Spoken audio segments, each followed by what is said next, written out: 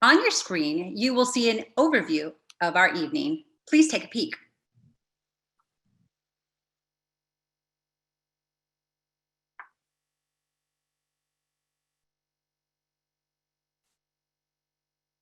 Awesome. Now that we've gotten all of the formalities out of the way, let's begin with our first presentation. Our first presenter joins us from the Professional and Digital Learning Department. Ms. Mayra Bermudez-Torresnes is the Academic Technology Specialist with the department, and she will be sharing helpful information for you to be able to help your student with virtual learning. Mayra? Good evening, everyone, and thank you for joining us. We're really excited at Professional and Digital Learning to participate in this event. And I see, if I'm correct, that we have 138 participants joining us tonight. Welcome, everyone. We're going to cover in this session how to go about turning in work and making sure you are able to access your teacher's feedback through Google Classroom. Are participants able to raise their hand? Yes. Okay, well, please, if you would share with me if you have experience with Google Classroom. Let's see what we have out there. Are we looking at a majority? Are we looking at 50-50? Where are we?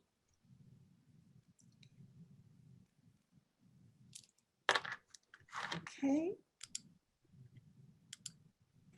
The number's going up, Ms. Bermudez. I'll get you the number when. Perfect, perfect. Okay. Right now it's at 28.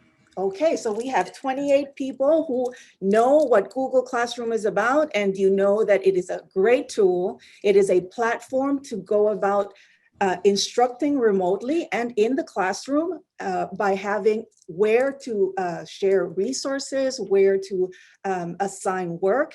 And it is a Google-based. So if you are familiar with Google, it is also linked to Google Drive and all the other apps that you may be familiar with, including Google Forms, Google Slides, and so on.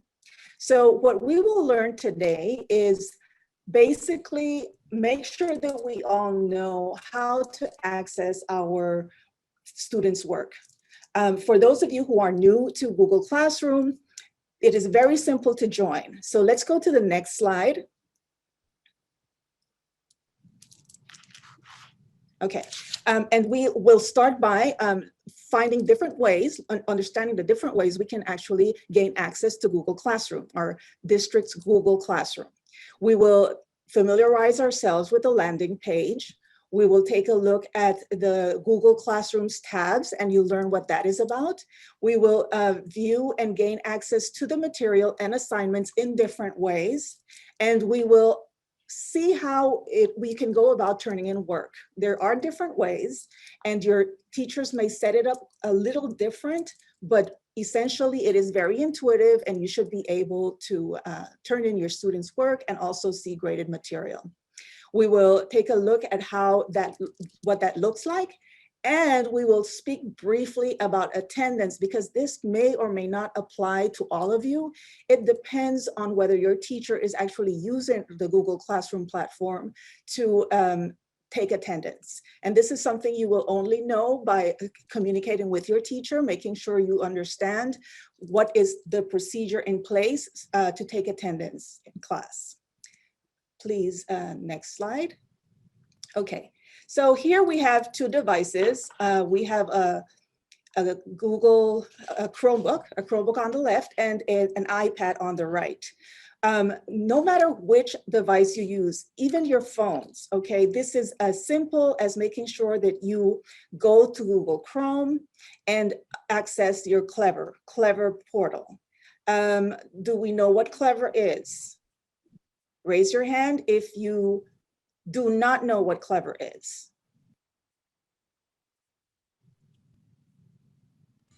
There's about 17, Ms. Bermudez. Okay, so Clever is a portal that you will be able to access that facilitates logging into all your resources and academic technology that the district has for you.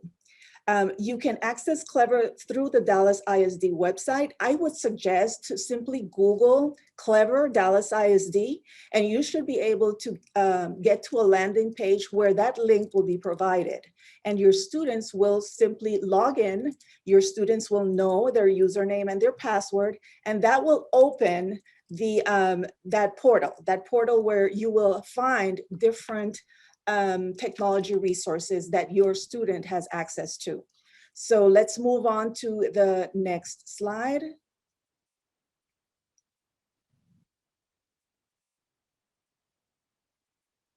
Okay, so this is roughly what Clever looks like. Once you have logged in, your student will see student tools somewhere in the middle on the top, and you will find that your Google Classroom logo is going to be available. Chances are you will find your Google Drive there as well.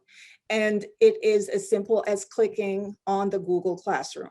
For those of you who have Google, your Chromebooks, you know that there is an option to actually click on the on the Google Classroom logo without having to go to Clever. The reason why we encourage our students to log in through Clever and to make a habit out of that is because that will make assure you that whether your students are actually accessing the resources through their Dallas ISD credentials. That really rules out the possibility that maybe someone else is logged into the device or that they're not logged in at all. So that is why we always encourage you to try to access all your resources from the district through Clever. Once you click on the Google Classroom icon, you will land on a page similar to this one. This is just a screenshot. Your chances are your screen will have more cards or tiles, and each one of those cards or tiles is a classroom in which your students are a member of. So these will appear with a title. They will have different themes. And you can go about clicking so you can see each one of these squares or tiles is a Google Classroom. It is as simple as clicking on one of your tiles. Move on to the next slide. You can go on. And you will arrive at this landing page. This is what Google Classroom, a specific Google Classroom looks like. It will have 3 tabs at the very top. If you notice at the very top, it says Stream, Classwork, and People. So what that is are your main pages where you will access all the information about your class. Notice on the left corner at the very top is the title or the name of your class. In this session, we will basically focus on the Stream tab and the Classwork tab. The Stream tab is as simple as a feed page. It will have announcements, it will have posts that your teachers will share with you regarding anything new about the class, any assignment, any announcement whatsoever. It will show with your most recent post at the very top. If your teacher has set up the stream in your Google Classroom so that you can post as well, then you would be able to post a comment in this page, okay, on this page. Notice on the left, it says upcoming. This is a very quick and convenient way to find out what is new, what happened since the last time I logged into my Google Classroom. When you move on to the next tab, which is the Classwork tab, it's like a page where it's similar to an outline, sort of an outline of the content of that Google Classroom. Notice that the word homework in this specific example is in large letters in green. It's in green because the theme is related to that color and it'll kind of be in harmony with whatever theme your teacher has selected. But notice that these letters are way larger and they're followed by an underline, a line right across the screen. And that is what we call a topic. The topics are very useful, especially visually, because it lets you know what's going on in the classroom and how the material is classified. Your teacher may have different settings. Maybe she has a section or a topic that says assignments, or maybe it says attendance, or maybe it says resources or exam. It can be an array of things, and you will know because of the arrangement in that page that you will be able to find certain material depending on how she has labeled her topics. So if you look at the right, in this tab, in the classwork tab, you will find anything between the topics and under topics, materials, questions, quiz assignments, or quizzes, okay? When you click on the assignment, you are expanding that assignment so that you are able to see the components of the assignment, because sometimes an assignment or a post may contain resources with some PDF files or worksheets or something that will your student will need, maybe reference charts. These are materials that your teacher can actually include within a topic, within an assignment.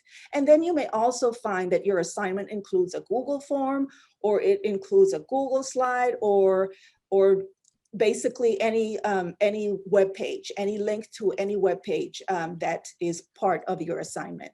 In this particular example, you will see that our teacher has facilitated here information regarding instructions. So there's a step 1, step 2, step 3. Your teacher may give you some instructions under that, that section. And then you see some sort of labels, or they look like cards or sections, where each one of those is a component of that particular assignment, okay? So we can have an array of things here, and this is all the information, resources, assignments that go under this particular lesson or assignment that your teacher has posted. Now, if you click on View Assignment at the bottom, I think you can click there so that you see. If you click there, then you are expanding further in the sense that you are actually opening a page where you can submit your work, okay? So here, if you see to the right, you can click Next. If you see to the right of your screen, you will see that there is my name, because here I am a student of this classroom, and I have add or create and turn in. I can actually click on my Google form, which I circled right there, because this particular assignment happens to have a Google form. I can work on my Google form, clicking right there, or I can actually work on the right tile where there are some buttons to submit my work. And we'll talk about submitting work a little later. Next, please.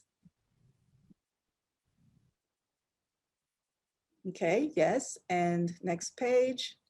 And we'll talk about the private comments as well. So when we look at our assignment, again, you can see that it has everything organized because we are looking at the classwork page. But there are other ways you can quickly gain access to whatever assignment is maybe the recent one or the ones due right away, right now, right? So what you have on the left in your classwork page is a menu, sort of a menu. It's a filter, and at the very top you see View Your Work. If you click on View Your Work in the classwork page, that takes you to everything that is pending, everything that you have in that class. So in this example, I have homework, which I turned in. It says if it has a due date. I have an attachment. You can see that there's an attachment to my social studies assignment, and that was turned in, and it was turned in late. And then you have the last example, which is social studies, and it's turned in again. This was because I submitted the assignment twice. Maybe I corrected something. Maybe I was told by my teacher that I needed to fix something. So then I unsubmitted the assignment, and we'll see that. And then I submitted again. That's why you see that twice. Notice on the left, you see all assigned, returned, and missing. So that is very convenient because it's sort of a filter. So if you only want to see what has been graded, you want to click on return. If you want to see only what you're missing, then you can click on missing, and so forth. Please move on.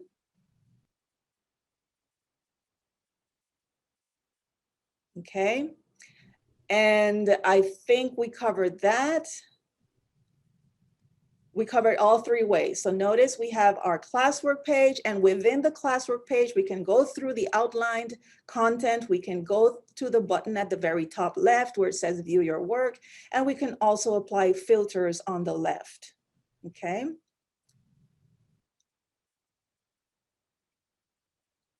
Next. Okay, so turning in work. So let's go to that card or tile on the top right where it says to submit or turn in. In this particular example, it says unsubmit because this assignment I did turn in. Once I turned in my assignment, the button changed from turned in to unsubmit. You will be able to unsubmit work if necessary. This button also, this area of your assignment is varies a little bit. So sometimes you may have turn in, sometimes you may have the option to create or attach files, and you will have that button where you will have a pull down and it'll ask you, what do you want to attach? What do you want to turn in? Maybe you took a picture. Maybe part of your assignment is to record something. Then maybe you want to make sure that is attached to your assignment to turn it in. Move on, please. Okay, so here, once you click on turn in, it will ask you to confirm, and you click on turn in once again. And basically that's as easy as it gets, right? So how do you go about finding a teacher's feedback or your grades? Same filter on the left where you can actually look for returned, and in Google Classroom, returned means graded, or viewed by the teacher. And the missing assignments will actually let you know what is missing. But when you want to know grades, you want to click on return. When you click on your homework again to see what happened since you turned it in, you will see your grade, or you will see a comment from your teacher, or you will actually see any other information regarding your teacher's feedback. You can not only view your grade, but you can actually submit private comments. If you look at the bottom right of that screenshot, you will see that it says private comments. What that means is if I have a question or I want to meet with my teacher regarding this particular assignment, your teacher will receive that comment of yours attached to that homework. So she or he will know that you wrote a comment in reference to that particular assignment. And that will be a private comment that no one in your class will see other than your teacher. Okay, and about attendance. Again, you want to check with your teacher whether they use the platform of Google Classroom to take attendance. And if they do, chances are they will actually post the attendance, and it will look a lot like an assignment. It would pretty much be probably a Google form, or it would be some other kind of link that would take you to whichever platform your teacher is using to take attendance. Again, you want to check with your teacher to make sure that they are not using another resource, because there are other options for your teachers to take attendance other than this one. But some teachers do like this one. So again, touch base with your teacher. And click next. And pretty much that is how you turn in assignments. That is how you go about navigating through Google Classroom. Do you have any questions?